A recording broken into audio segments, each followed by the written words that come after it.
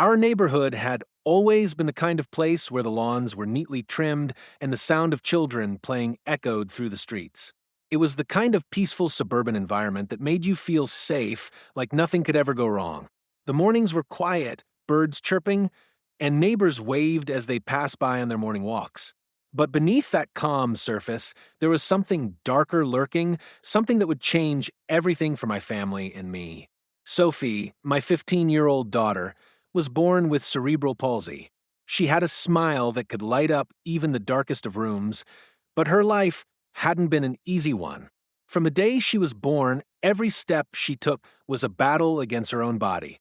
But Sophie never let her condition define her. She was smart, kind-hearted, and fiercely determined. Her daily struggles were invisible to most people.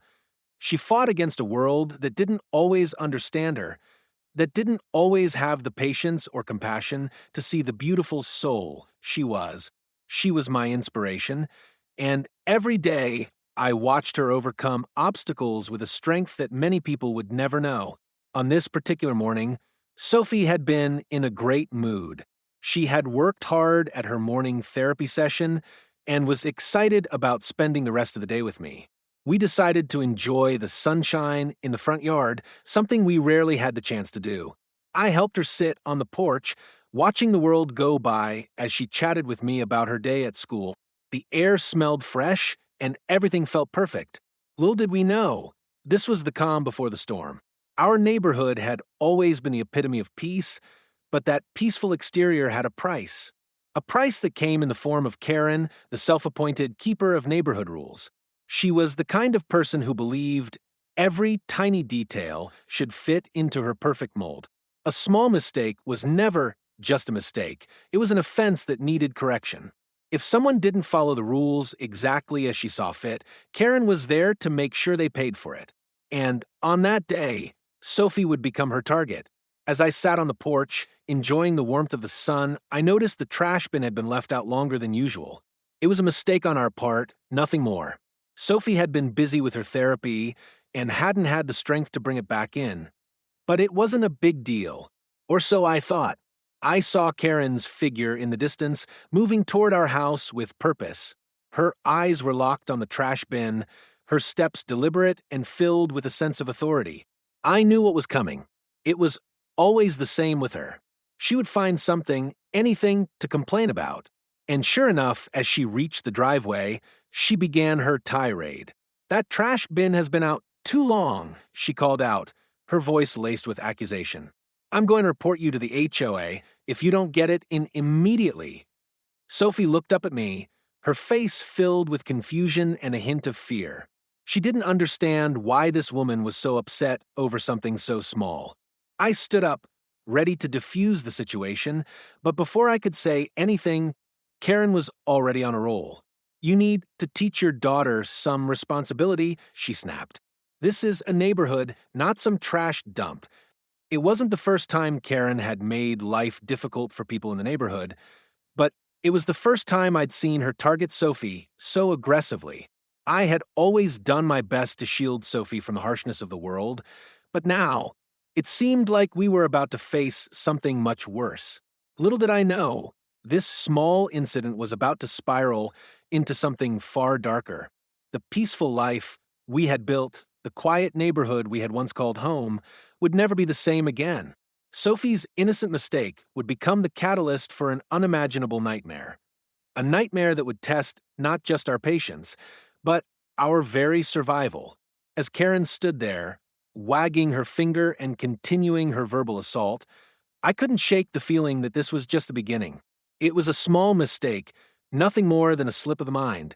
Sophie, exhausted from her early morning therapy session, had been so caught up in the moment that she hadn't noticed the trash bin sitting at the curb just a little longer than usual. It wasn't the first time, it wasn't even the second. We had always left our bins out for a few extra hours after garbage collection, especially on days when Sophie was too tired to keep track of every little task. But for Karen, this small mistake was an opportunity to lash out, to assert her so-called authority, and to make everyone else's lives in the neighborhood miserable, one petty grievance at a time. I watched as Karen approached our house, her figure growing more defined with each step. She was a woman of routine, her movements purposeful, her gaze sharp and calculating. As she came closer, I felt the familiar knot in my stomach tighten. I had seen her before, of course. She was the self-appointed enforcer of neighborhood rules. Always watching, always waiting for someone to slip up. She had made her rounds before, complaining about lawn decorations, parking spaces, even the smallest of shrubs that didn't align with her idea of perfection. But this was different. This time it was about Sophie. This time it was personal. Sophie. Karen's voice rang out, breaking the calm of the morning. I can't believe you'd leave the trash bin out like this. Are you trying to make this whole neighborhood look like a dump? Sophie froze. Her hand tightened around the armrest of her chair as she tried to get up, but her legs were too weak to carry her. I could see the unease building in her eyes, a reflection of her own discomfort with confrontation. She had never been good at standing up for herself, not because she didn't want to, but because of her disability. The fear of being judged or misunderstood was always there, lingering beneath the surface. I immediately rose to my feet, moving quickly to intercept Karen before the situation escalated. Karen, it's just a mistake, I said, trying to calm her down. Sophie's been through a lot this morning with her therapy session. It's no big deal. But Karen wasn't listening. She was too far gone, consumed by her own sense of superiority. Her face twisted into a mask of indignation, her lips curling into a scowl. No big deal. No big deal, she repeated, her voice growing louder, almost shrill. You've got a child who can't even handle a simple task like bringing in the trash. And she jabbed a finger at me, her eyes narrowing with contempt. You let her get away with it. You're a bad parent. You should be ashamed. The words hit me like a slap across the face. I had spent my entire life fighting to give Sophie the best possible life, to protect her from people like Karen, who couldn't see past their narrow judgments. But now, standing there in the midst of this confrontation, I felt helpless. Sophie's eyes were wide, her face pale, and I could tell she was trying to hold back tears. She wasn't crying, but I could see the anxiety creeping into her expression, the way her hands fidgeted nervously. Karen, I said, trying to keep my voice steady, this is not the time for this. You're blowing this out of proportion. We've lived here for years, and this is the first time anything like this has happened. Please just let it go. But Karen was having none of it. She marched right up to the front door, completely ignoring my attempts at reason. I'm not going to let this slide, she declared, her voice ringing with authority.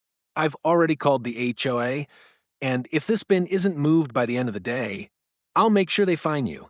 People like you think they can get away with everything, but not on my watch.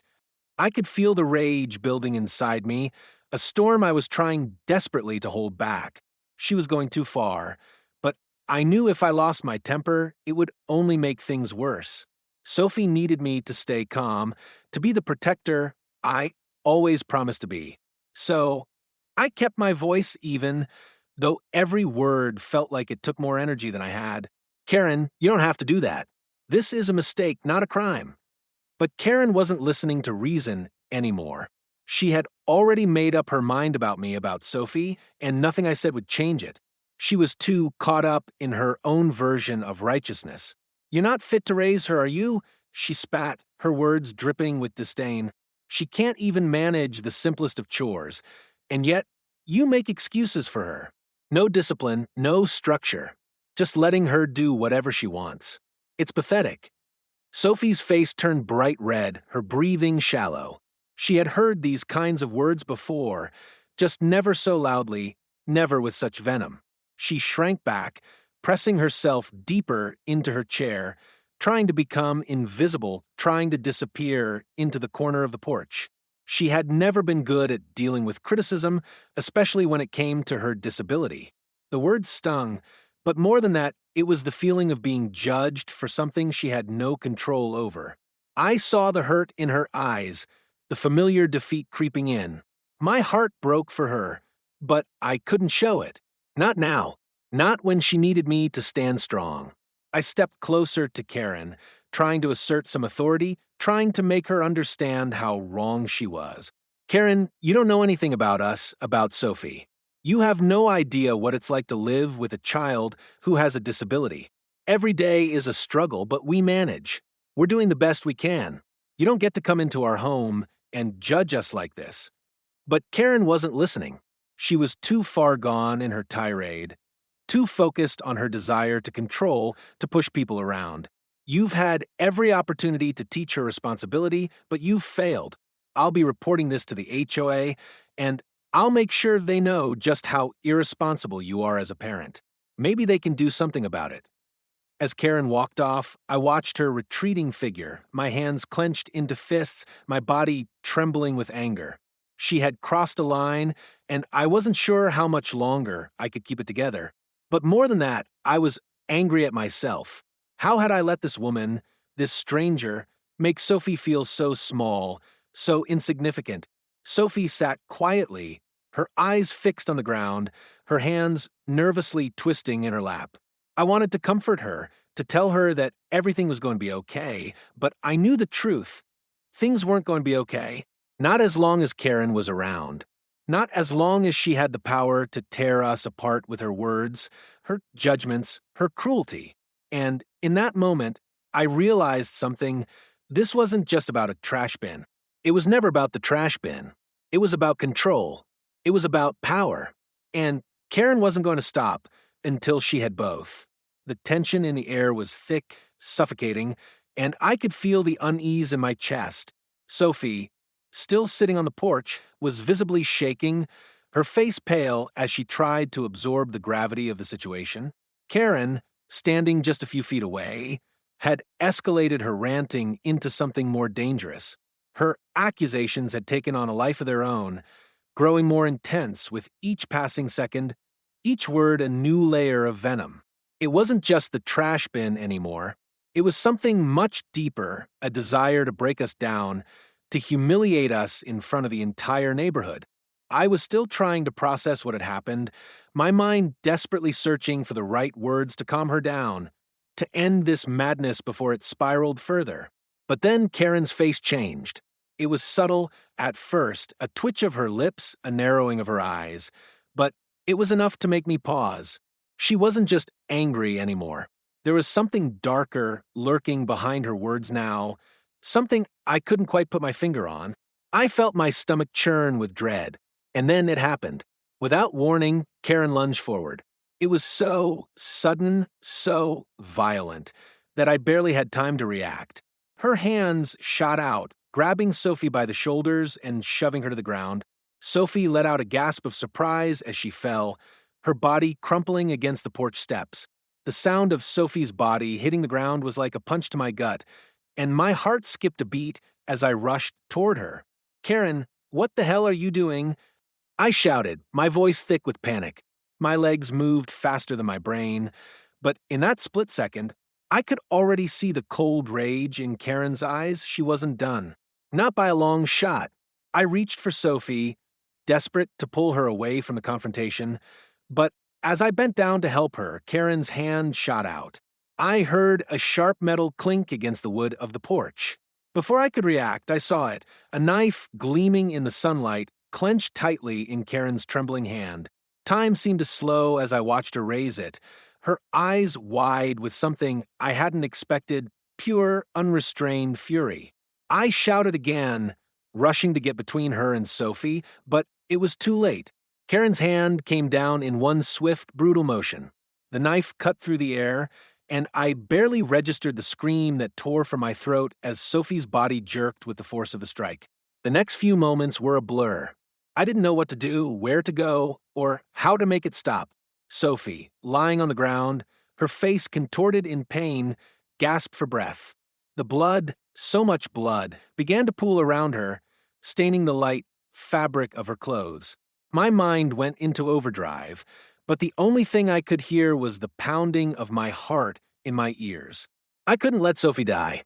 I couldn't lose her. I grabbed her, my hands shaking as I pulled her away from Karen. I felt the warmth of her blood seep through my fingers, and the weight of the situation crushed down on me like an avalanche. Sophie, stay with me. I cried, my voice breaking, but her eyes were glazed over, unfocused. I could feel her weakening in my arms, and I knew we didn't have much time. But the horror didn't stop there. As I tried to apply pressure to the wound, Karen stood over us, panting, her face a mask of twisted satisfaction. Her eyes were wild, darting from Sophie's bloodied form to me. "This is your fault," she spat, her voice dripping with venom. "You couldn't even control your daughter. You didn't deserve her." I froze, a cold shock running through my veins. Was this really happening? Was Karen really standing there, acting as though she was justified in her actions? I didn't have time to process it. I grabbed my phone from my pocket and dialed 911, my hands trembling so badly that it took me several attempts to unlock the screen. I could feel Sophie's body growing colder in my arms, her breaths becoming more shallow with each passing second. My vision blurred as tears filled my eyes, but I couldn't break down. Not now. Not when Sophie needed me the most. The dispatcher's voice came through the line, steady but distant. 911, what's your emergency? I I need an ambulance, I stammered, trying to keep my voice calm. My daughter, she's been stabbed. There's blood everywhere. Please hurry. I gave them our address, my mind spinning as I tried to stay focused. But the truth was, I didn't know if it was too late. Was Sophie going to make it? Could I save her? The uncertainty gnawed at me, threatening to consume me whole. And then, before I could say anything else, I heard the sirens. They were close, but not close enough. I looked up, and that's when I saw Karen. She wasn't looking at Sophie. She wasn't looking at the blood, the chaos, the reality of what had just happened. No, she was looking at me, her lips twisted into a cruel smile, and for the first time, I saw the full extent of her madness. The police arrived soon after, their blue and red lights flashing as they pulled up to the house. I felt a surge of relief, but it was short-lived. As they approached, Karen turned toward them, her expression shifting into one of perfect innocence. She pointed at me, her voice rising in accusation. "He's the one who started it," she cried, her eyes wide with fake fear. "He provoked me. He's a violent man. He made me do this. Look at what he's done to me. He's the one who needs to be arrested." I couldn't believe what I was hearing. She was spinning this entire situation, turning it on me, blaming me for the attack.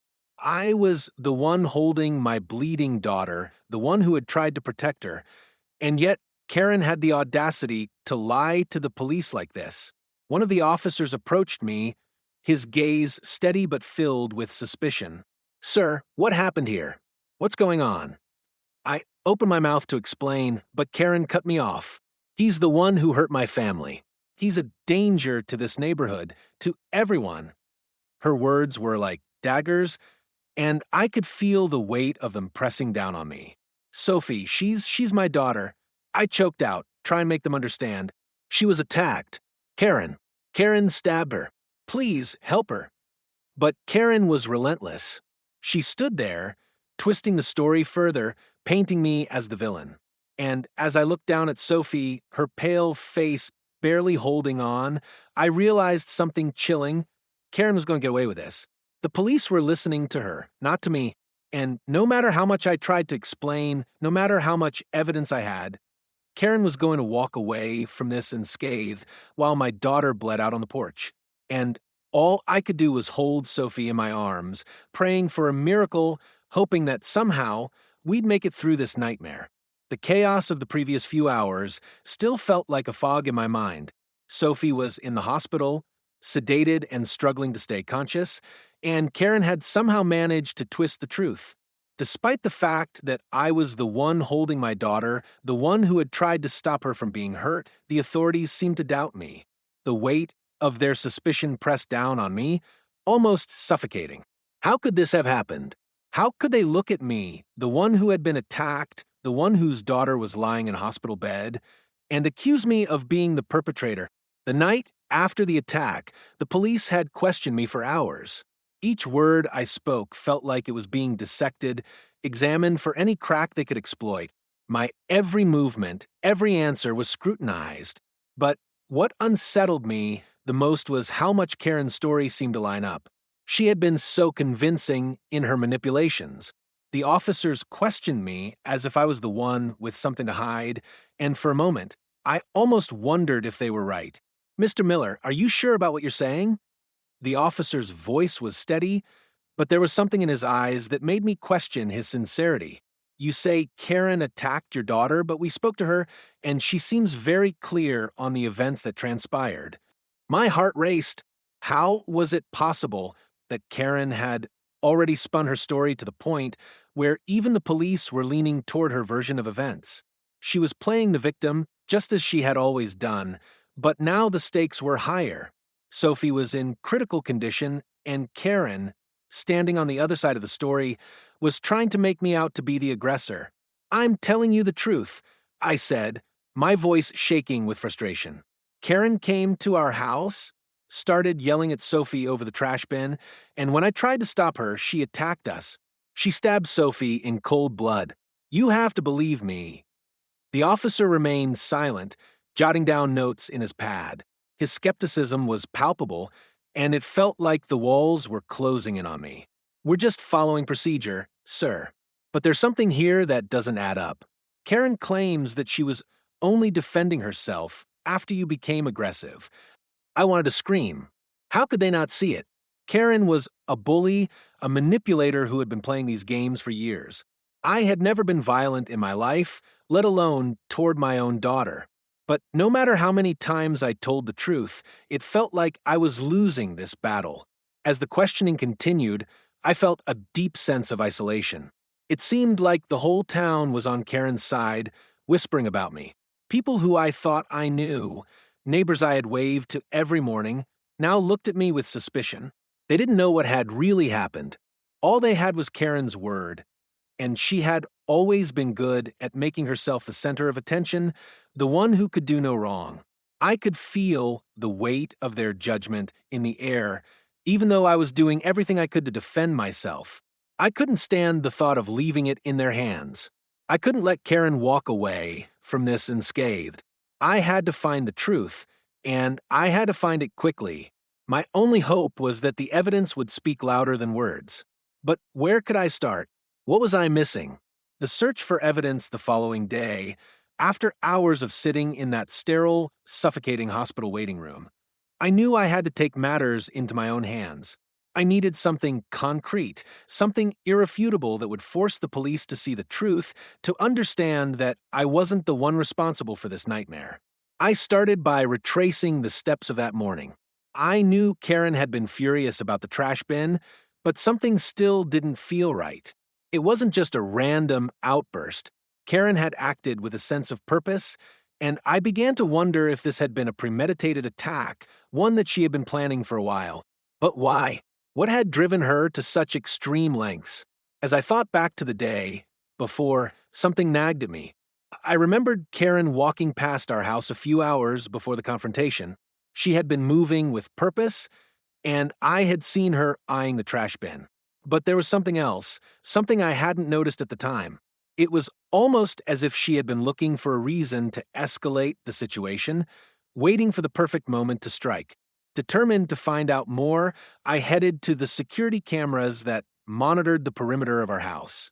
I knew that everything was recorded, every car that passed, every person who approached. We had cameras installed for our own security, and now they would be our key to uncovering the truth. I powered up the system, scrolling through the footage until I reached the time just before the attack. My fingers trembled as I clicked through the hours of recordings, scanning for anything that might offer a clue. My mind raced as I tried to piece together the timeline, but nothing prepared me for what I was about to see. It was Karen. The footage showed her walking down our street, her eyes fixed on the trash bin. At first, she appeared to be simply walking by, but then, in the next frame, she turned back. It was subtle, almost imperceptible, but Karen had approached the bin and kicked it to the curb. I replayed the moment, watching her exact movements. She had deliberately knocked the bin over, spilling the trash across the driveway. It was as if she had set the stage for the confrontation that would follow. I watched in disbelief. Karen had been plotting this. She had created a reason to come over, to accuse us of negligence, to make me out to be an irresponsible parent. But that wasn't all. As I continued watching the footage, I saw her turn and walk away, her body language completely unchanged. She didn't look back at the mess she had just created. She was already planning her next move. I felt my pulse quicken as I realized the significance of this discovery. It wasn't just an accident, it was a setup. Karen had been playing a long game, manipulating the situation to make herself look like the victim. She had provoked the situation, knowing full well that I would respond. She had taken the bait, and now Sophie was lying in a hospital bed because of it. I knew I had to get this evidence to the police. But would they believe me? Would they see it for what it was? Or would Karen's web of lies continue to ensnare them? Confronting the police with the footage in hand, I rushed to the police station. I couldn't wait another minute. As soon as I arrived, I demanded to speak with the officer in charge of the case. The desk sergeant gave me a long, skeptical look, but eventually called someone to take me into the back. The moment the officer walked into the room, I showed him the footage. "This is it," I said, pointing to the screen. "This is proof that Karen was the one who caused this. She deliberately knocked over the trash bin, knowing it would lead to the confrontation. She set us up." The officer watched the footage in silence, his eyes narrowing as he took in the details. Finally, he turned to me, his expression unreadable. "We'll need to look into this further," he said, his tone cautious. But this could change things. The weight lifted slightly from my shoulders, but I wasn't finished. I still had to face Karen, still had to prove that her lies had no place in this investigation. The truth was coming to light, but it would take everything I had to make sure it was heard. The next few hours were a blur as I waited for updates from the police. But I knew that the hardest part was yet to come. Karen wasn't going to go down without a fight. She would twist every word, manipulate every person who stood her way. But I couldn't back down. Not now. Not when Sophie's life and my integrity were on the line. The truth unravels as the police continued their investigation. They uncovered more of Karen's past. It seemed that this wasn't the first time she had created a situation where she could accuse someone of wrongdoing. Neighbors came forward with stories of her complaining about small things, complaints that were often unfounded but always left people on edge. It became clear that Karen had a pattern of behavior, a history of stirring up trouble and getting people to believe her version of events. The final blow came when a neighbor, who had been watching the security footage from their own camera system, provided even more evidence. They had caught Karen leaving a threatening note on another neighbor's door just a week before, accusing them of various imagined offenses. It was the same tactic, the same manipulation, and it was all coming to light.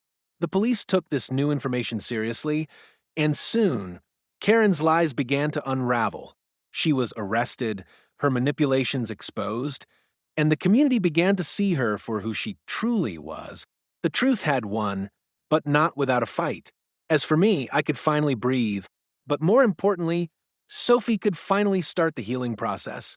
The road ahead would be long, but I knew one thing for sure: no one would ever get away with this kind of injustice again. The attack on Sophie had left scars, both visible and invisible. Physically, Sophie's wound had healed, but the emotional scars from that day were far more persistent, gnawing away at her sense of safety, her trust in people, and her ability to believe in the goodness of the world. For me, it felt like the moment I was starting to breathe again, Karen would twist the knife, making it harder and harder to move on from the nightmare she had created. Karen, it seemed, wasn't satisfied with the chaos she had already caused. Her attack had been brutal, her accusations malicious, and yet she wasn't done. There was something more she wanted, something that I could never have anticipated. As if trying to destroy Sophie wasn't enough, Karen was now determined to destroy me and everything I stood for. The legal battle, it started innocuously enough. A letter arrived in the mail, its contents terse and formal. Karen had filed for a restraining order against me. The letter claimed that I was unfit to care for Sophie, that I had somehow allowed Sophie's disability to be the cause of her suffering, and that I had failed as a parent by not protecting her from harm. My mind went blank as I read the words again and again. How could this be happening? Hadn't Sophie been the one who had been attacked? Wasn't I the one who had fought to protect her? The letter was a prelude to a much larger storm. Karen wasn't content with simply ruining my reputation within the community. Now, she was going after the one thing that I held most dear, my relationship with Sophie. She claimed I had been abusive, that I had created an unsafe environment, and that Sophie would be better off without me. Every word in that document felt like a slap to my face. The woman who had stabbed my daughter was now accusing me of being the villain in this story. I couldn't believe what I was reading. I sought legal counsel immediately, my heart sinking as I explained everything to my attorney. Karen is lying, I said. She attacked my daughter, and now she's trying to destroy everything I've worked for. But the legal process was slow, and the weight of the accusations began to mount. The case was dragged out as Karen continued to twist the facts, manipulating anyone who would listen. The court dates, the hearings, the endless paperwork. It was like a war that I had never signed up for.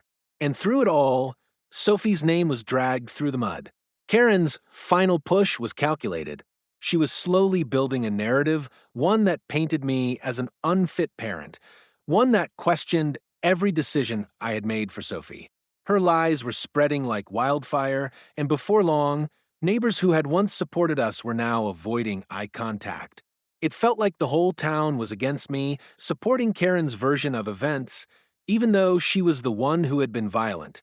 And what made it worse was that the legal system was taking her claims seriously. No matter how much evidence I provided, no matter how many people spoke up in my defense, the courts remained skeptical. Sophie was too scared to testify at first. Her trauma had left her fragile, and every time she thought about speaking out, she would break down in tears. The weight of Karen's lies had done more damage than I could have ever imagined. Sophie's struggle, while I was consumed by the legal battle, Sophie was fighting a different battle of her own. The physical wound had closed up, but the emotional scars from that day were far deeper, more painful, and more persistent. Sophie had always been a strong girl, determined and brave in the face of her disability, but this was different. This was something I couldn't fix with words, with love, or even with time. This was something that would take years to heal if it ever could. Each day, I watched her struggle. Sophie's once radiant smile was replaced with a hollow expression, and I could see the cracks in her spirit. She didn't want to leave her room. She didn't want to face the world that had betrayed her. Every night, I would hear her crying softly into her pillow, asking me, "Why did she do it, Mom? Why did Karen hurt me? What did I do to deserve that?" And every night, I had to face the truth that I didn't have an answer for her. Sophie's emotional state was deteriorating. She had always been quiet about her feelings, but this was different. She was withdrawing into herself, refusing to talk about what had happened. The same girl who had once been excited to go to therapy, who had pushed herself through every struggle with determination and courage, now barely left her room. I tried everything I could think of. I made her favorite meals, I brought her flowers, I tried to get her to talk to a counselor, but Sophie wasn't ready to open up. She would smile weakly when I tried to engage with her, but the smile never reached her eyes. Her spark, the one that had once filled our house with laughter and energy, was gone. I watched helplessly as my daughter, the one person I loved more than anything in the world, seemed to crumble under the weight of the trauma. Her physical recovery was slow, but it was the emotional toll that was unbearable to witness. Sophie's trauma wasn't just about the attack itself. It was about the feeling of betrayal, of being targeted, of being helpless against a force so much stronger than her. She had always been a fighter, but this was different. She couldn't fight the pain in her heart, the overwhelming fear of someone who had used her vulnerability against her. She couldn't fight the cruelty of a person who had been so heartless, so manipulative. Sophie had trusted people before. She had trusted me, trusted the world. But now that trust was shattered. The community's response as the days passed, Karen's influence seemed to grow stronger. She was relentless in her efforts to ruin our lives, and the community's response only made matters worse. Neighbors who had once greeted us with smiles and waves now kept their distance. The rumors were rampant. Some believed Karen's lies, others were too afraid to speak out. The small town that had once been our haven now felt like a prison, and the walls were closing in. I received anonymous letters in the mail threatening me and Sophie. "You're not welcome here anymore," they said. "We all know what you did." I didn't know who was behind them, but the message was clear. Karen's influence had spread far and wide. And it wasn't just the neighbors. The local news had picked up on the story, and soon the entire town was talking about the bad parent who had allowed their daughter to be attacked. Sophie's name was dragged through the mud, and my every move was being scrutinized. The threats didn't stop there.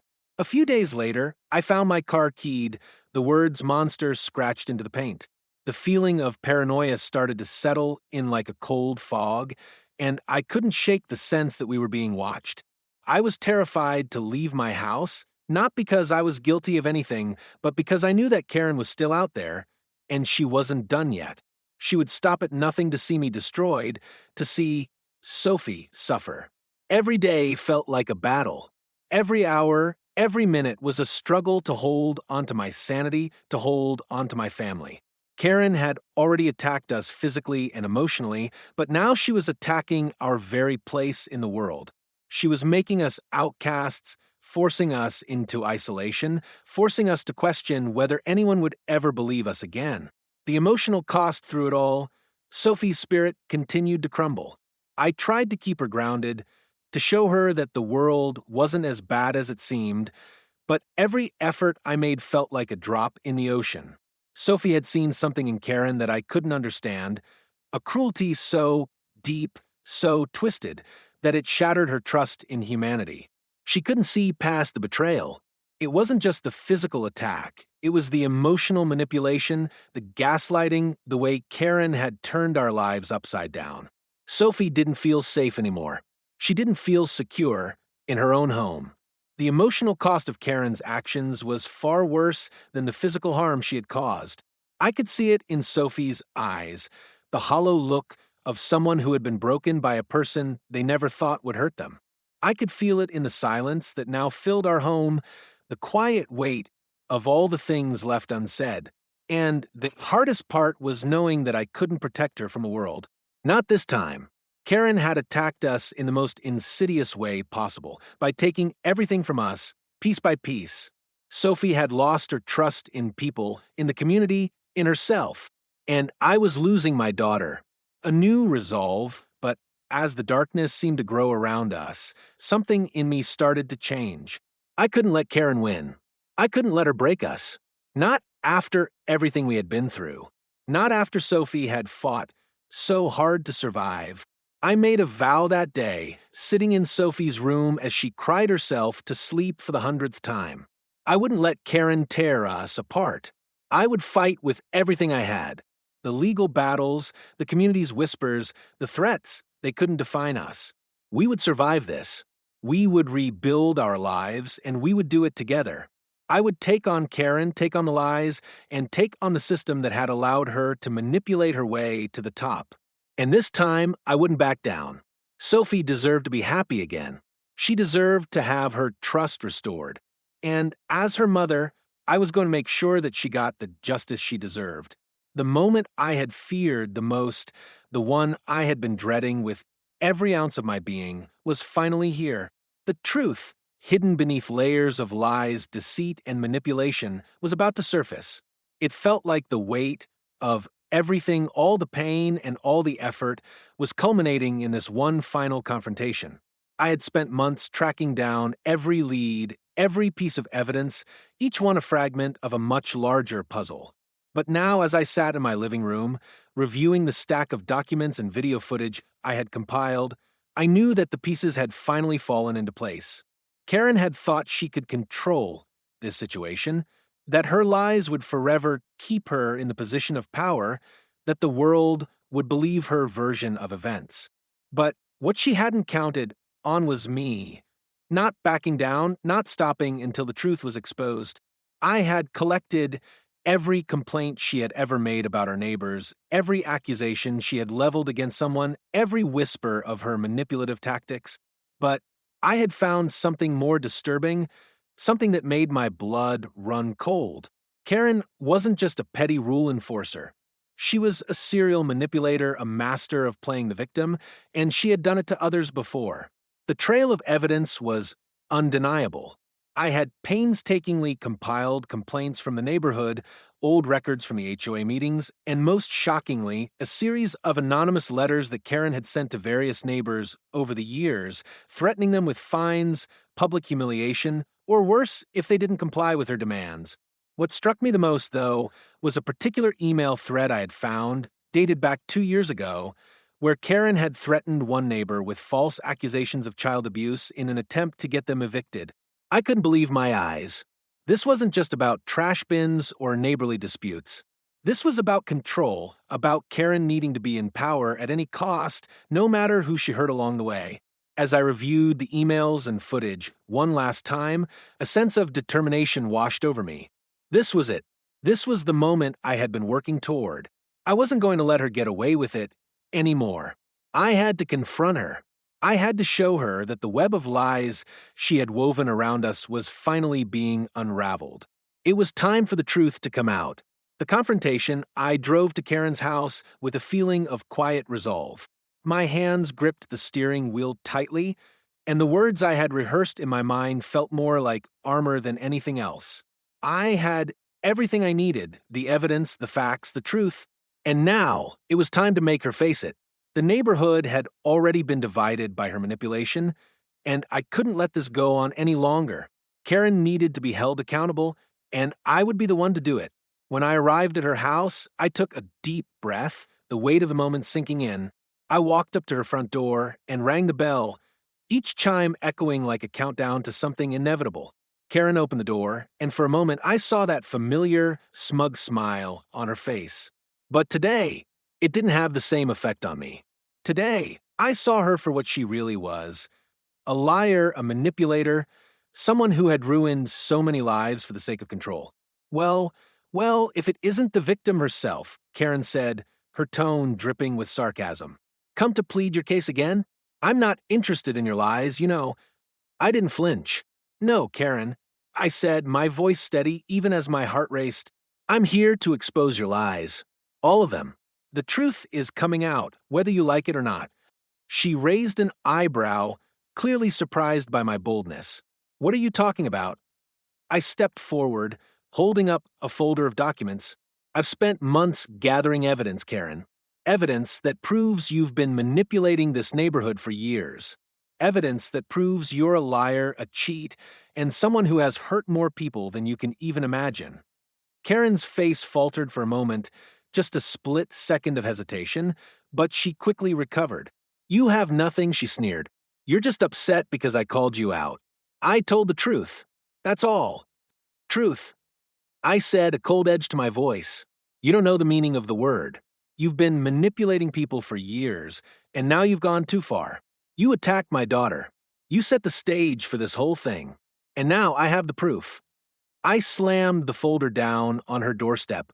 You've been running a campaign of terror against everyone in this neighborhood who doesn't bow to your so-called rules. I opened the folder and began laying out the evidence. First, I showed her the HOA complaints from multiple neighbors who had been threatened by her over petty things. Then I revealed the emails, clear blackmail attempts where she had threatened people with fabricated accusations to get them to comply with her demands. Karen's expression shifted from confidence to nervousness as she realized I wasn't bluffing. She looked at the emails, the letters, the threats, each one undeniable, each one a piece of the puzzle that she had worked so hard to hide. This is a joke, right? She asked, trying to regain some semblance of control. You think I'm afraid of this? This doesn't prove anything. I stood my ground, refusing to let her manipulate the situation any longer. It proves everything. And you know it. You've been lying, Karen, for years. You've ruined lives with your fake accusations and your need to control everything. But now the truth is out, and there's nothing you can do to stop it. Her face went pale, her eyes darting from the evidence to me, her mind racing for a way to escape the truth. You can't do this. You don't understand what you're doing. You're making a huge mistake. I crossed my arms, watching her squirm under the weight of her own lies. I understand perfectly. I'm not the one who made a mistake. Karen, you did. And now, you're going to face the consequences. Karen took a step back, her demeanor shifting from defiance to fear. You'll regret this, she hissed, her voice low. You think you won? You think this will be over? It's just beginning. I could see the desperation in her eyes now. She had no more cards to play. The truth was undeniable, and she knew it. The only thing that's beginning is your downfall. I said, the words feeling final, like the last nail in her coffin. The denial and final admission, but even now, with all the evidence in front of her, Karen couldn't accept defeat. She still tried to manipulate the situation, her voice rising with panic. You think you've got me cornered? You don't know who you're dealing with. I'll ruin you, just like I've ruined everyone else who's crossed me. You're nothing. It was at that moment that I saw the full extent of her madness. This wasn't just about winning or losing a battle. This was about control, about making others suffer for her own sick satisfaction. But as I looked at her, the anger that had been bubbling inside me for so long began to melt away, replaced by something far stronger. Pity. I felt sorry for her. She was a broken person, hiding behind layers of lies and manipulation because she was too afraid to face the truth about herself. You've already ruined yourself, Karen, I said quietly. The truth is out, and now everyone is going to know who you really are. There was a long silence between us, the tension hanging thick in the air.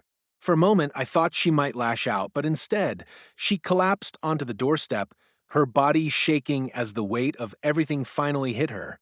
It wasn't a victory for me. It was a moment of sad clarity.